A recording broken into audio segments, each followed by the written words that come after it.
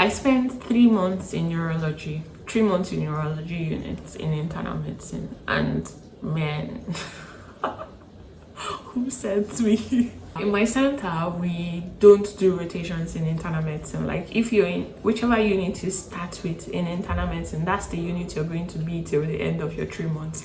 And it's sad because I would love to experience other units. I would also love to experience like other units. Let me see what is being done. Let me see how patients are being managed there and everything. But yes, this is how it is in internal medicine. So I was in neurology for a freaking 3 months. And men, so there's an unspoken hierarchy of units that have the highest amount of work. So there is nephrology. I think nephrology, neurology, they have the same amount of work literally, because nephrology they don't do ward calls, but neurology house officers do. So yes, it's really crazy. And then there's also endocrinology with a close follow-up. So whenever house officers come in, they always try to put house officers in these units first. So when I first discovered I was going to be neurology, two things came to mind. Number one is that I love to wear trousers. I'm very comfortable wearing trousers to work. But then unfortunately, there's this consultant that don't like people wearing trousers in his unit. So yeah, I had to buy really long gowns, really long ward coats. Yeah, he loves doctors that wear really long ward coats. And then number two is that patient load in neurology is not something you want to joke with. Like, it is not the same in other units. In a day you can have like up to how many consults? You can have like up to 5 consults in a day, and you need to see those patients and you need to carry out the plan for those patients. And it was crazy. It was very crazy. And then you see your patients every day. You as a house officer, you see your patients every freaking day. So yeah, ward rounds every day, even during the strike too. There was a period there, NAD went on strike, the resident doctors went on strike, but we were working. Our consultants vehemently did not discharge patients, so we were coming to work those strike days and seeing our patients and giving him feedback and all whatnot. Nephrology had to discharge your patients. That was my sad reality. Yeah, but I feel there are things that made neurology really, really interesting for me. By the way, you have patients everywhere. You have a lot of patients everywhere, and these are not patients that you just manage for like 2 weeks, 3 weeks. They are patients that get to stay really long. If you know neurology patients, they stay really long in the wards and all whatnot. And then combining it with MTOC, like call days, with your own personal call days, it was sick.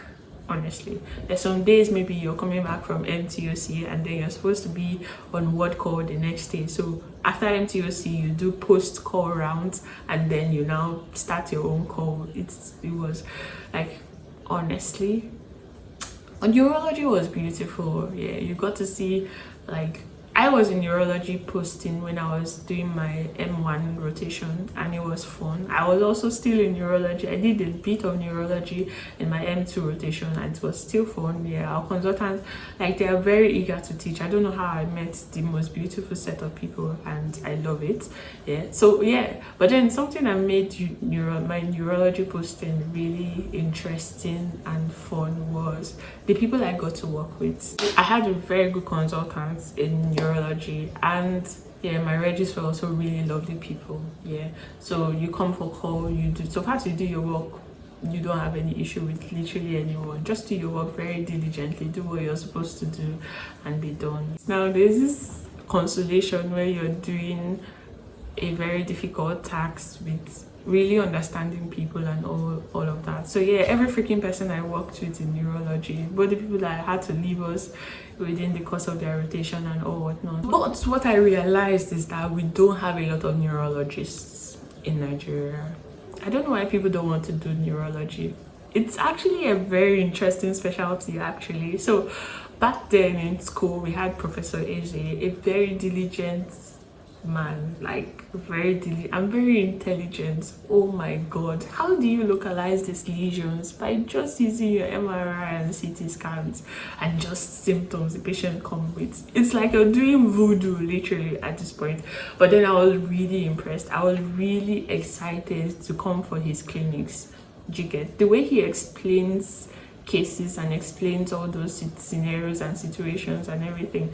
It was mind-blowing to me, honestly. And then coming down here for my housemanship and seeing somebody very similar to him, unfortunately he also trained in my school, so it was just fun. Literally, he always asks us about our professors, consultants and all of that, and it's always fun to talk about it with him.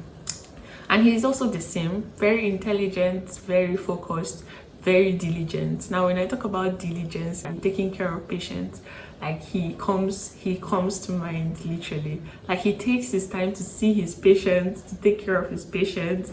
He's always checking in, and it's how it's supposed to be, honestly. I know he's very busy, very occupied, but it's like he doesn't get tired. Actually, but it's like it was a very beautiful thing, and he was such an inspiration to me, honestly. So yes, I don't know why we don't have a lot of neurologists. I don't know why. And my consultants in house job keep saying, I need SRs, I want to go into neurology. I need SRs, I want to go, and he is the only one we have. I feel like neurology now is getting extinct, just as neurosurgery. Like we have really few neurologists around, and I wonder why. So if you're watching this video and you're a medical student, maybe just have a little flair for neurology, so please, I want to encourage you to build that up, to like cook that flame into fire, literally. So yeah, if you're considering being a neurologist, I know this because I'm saying this because I don't think it is my direction, but who knows. So yes, we need a lot of neurologists in Nigeria. I don't know if now it is the brain drain or if people just don't want to get into neurology. I don't know which one it is. So what did neurology teach me? Because yeah, I'm done. Yeah, I'm a freaking MO. I'm a freaking medical officer now. So yeah, what did neurology teach me? Neurology taught me patience, actually. You know, in obstetrics and gynecology, and I did my obstetrics and gynecology rotation before I did my internal medicine. So in obstetrics and gynecology, you get to just see patients within, if they did CS, within 5 days they're out. Gynecological patients don't even stay that long in the wards. Do you get? So we were always faced with seeing like our patients don't stay for very long in the hospital. So yes, and entering internal medicine and seeing patients that stay that long, especially in neurology, see patients that stay so long, you have to now start managing, like continuously see these patients for the freaking 2 months the patient is going to remain in the wards and everything. I feel, yeah, it taught me patience. Like it taught me to have patience with my patients. Literally, it taught me patience. It taught me to be even more diligent, because these patients, their prescriptions are literally it's like they are the things that get them better. I think I had the most dramatic rotation in neurology.